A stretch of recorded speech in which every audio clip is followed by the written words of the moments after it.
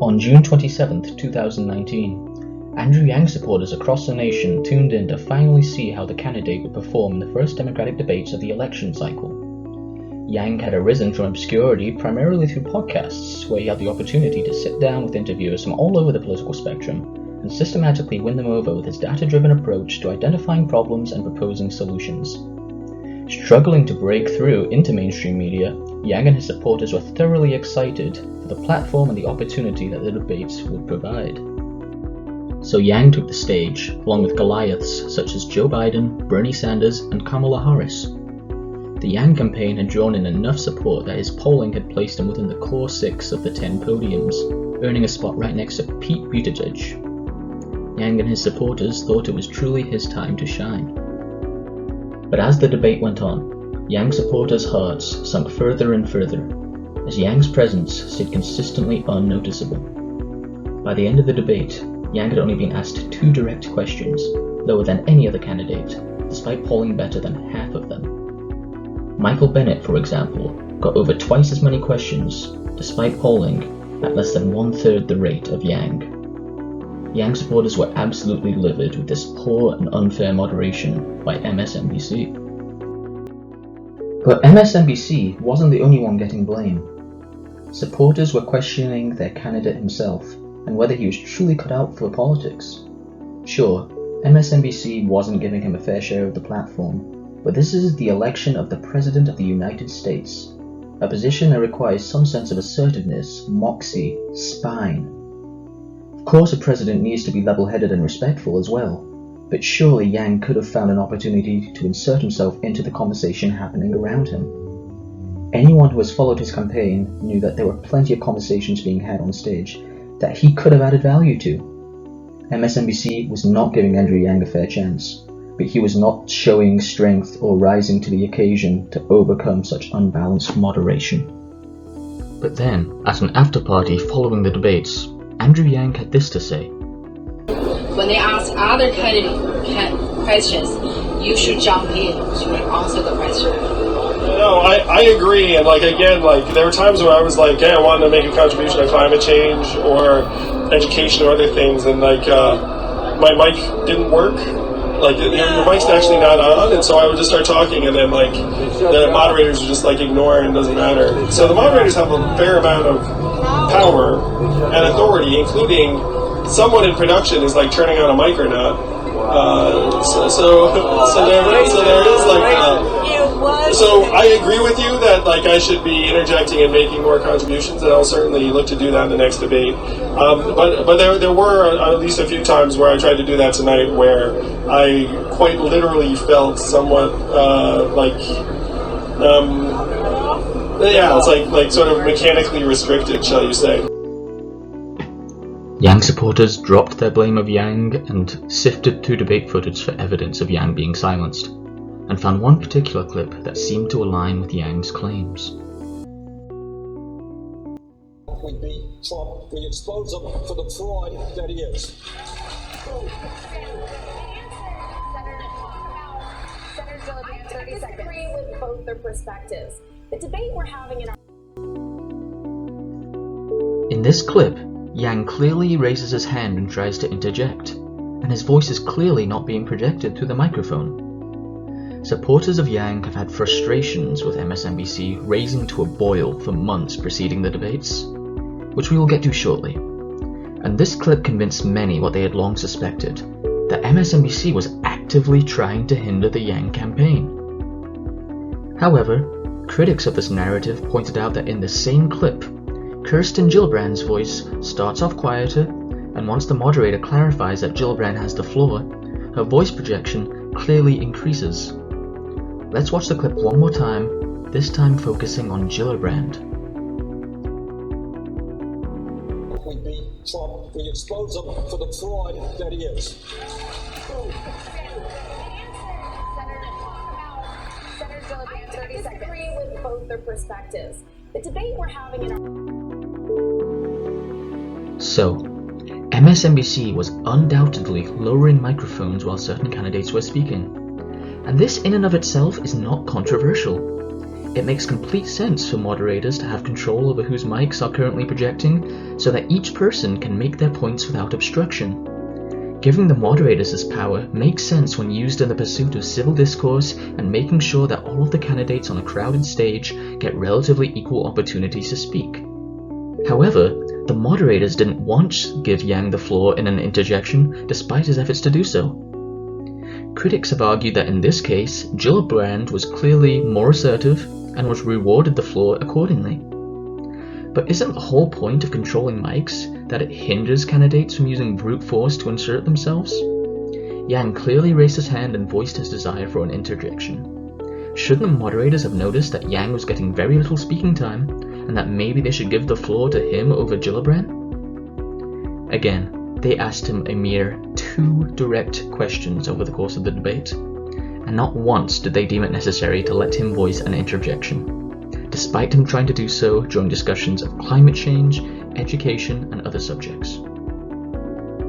Following the mic controversy, an NBC spokesperson made the following statement, and I quote, "At no point during the debate was any candidate's microphone turned off or muted." End quote.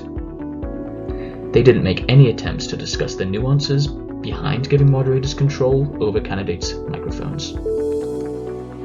As stated earlier, this wasn't the first time that the Yang campaign felt slighted by MSNBC, and so the supporters already were going into the debates with a hypersensitivity to the network's actions.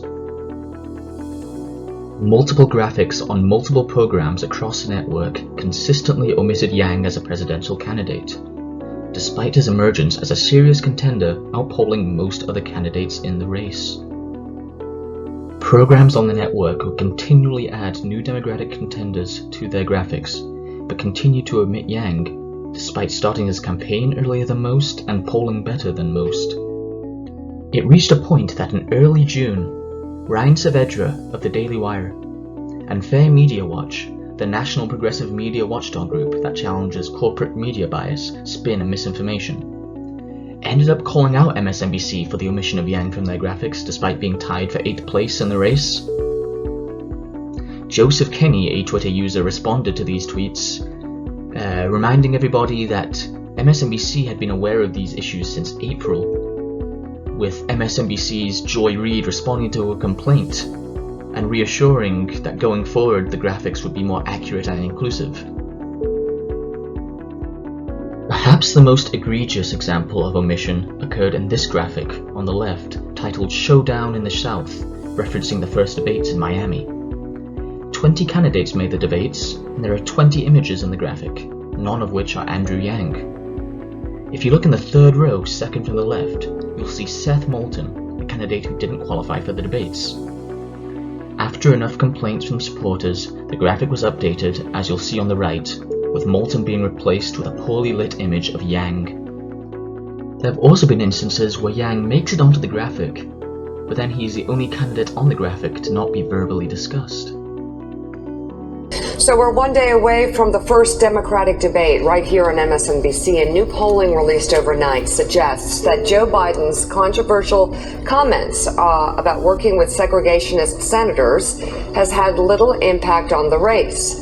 The Morning Consult weekly tracking poll from last Monday through Sunday shows Biden with 38% and the same 19-point lead from the week before. Bernie Sanders remains in second place with 19%, and Elizabeth Warren is up 2 points to 13%, with Pete Buttigieg at 7%, Kamala Harris at 6%, Beto O'Rourke at 4%, and Cory Booker at 3%. A subsample from the early contest states even found Biden gaining.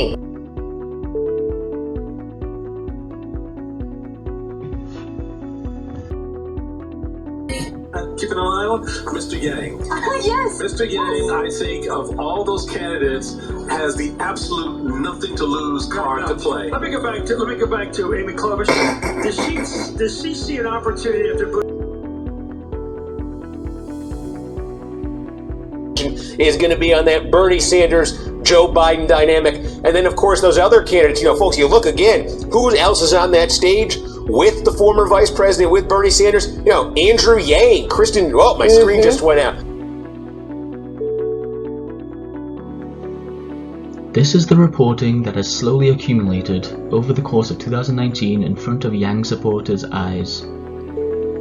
Then Yang was given less direct questions than any other candidate, and he wasn't given a single interjection, despite the moderator's ability to lower microphone volume in the pursuit of equal speaking time. What one does with this information is up to them. The worst case scenario is that MSNBC is actively trying to hinder the Yang campaign. The best case scenario is that MSNBC is thoroughly inept at reporting on this election and all of its components accurately. Either way, they have proven themselves to be an untrustworthy source of information. The day following the debates, NBC posted the following video titled Kevin O'Leary, Why UBI Won't Work. Kevin O'Leary is a successful businessman known for his work on the NBC show Shark Tank. And UBI is of course Yang's signature policy proposal. UBI is a complex policy with kinks to iron out if it is to be successful, and there are plenty of valid criticisms and questions to pose on the subject. However, NBC decided to try and undermine the policy with a 2-minute personal anecdote from an out-of-touch 64-year-old multi-millionaire. Universal basic income, the idea, money for nothing and chicks for free. It never works out that way.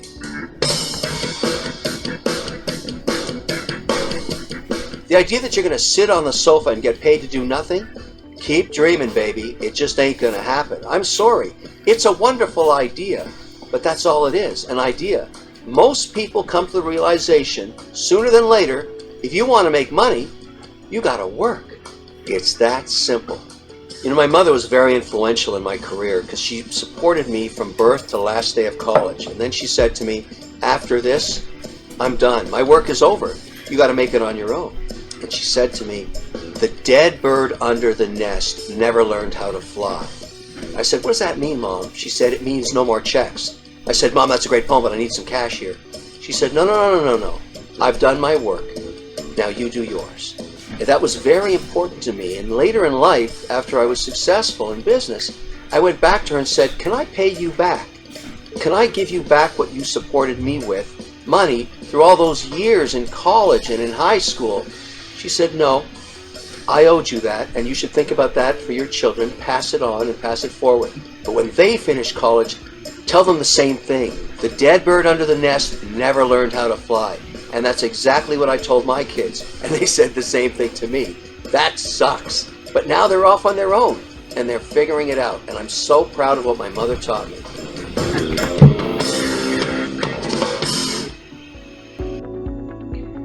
If you would like to hear a meaningful and nuanced discussion on the subject of universal basic income, backed up with data, studies, and common sense, I suggest you spend an hour or two listening to one of the many podcasts Yang has been on to have engaging and inspiring conversations on the policy. Despite the whole debacle, Yang is ranked number 4 in regards to gained Twitter followers after the debates. His UBI policy proposal is the most viewed official debate clip on YouTube. He is one of only 7 candidates who has gained enough individual donors to qualify for the 3rd debate in September as well as the 2nd debate in July. As the field shrinks, Yang will remain. If he wants to win the nomination though, he will have to prove that he is strong enough and stoic enough to take on Donald Trump. And if media wants to keep the public's trust, they will have to start reporting on his campaign accurately.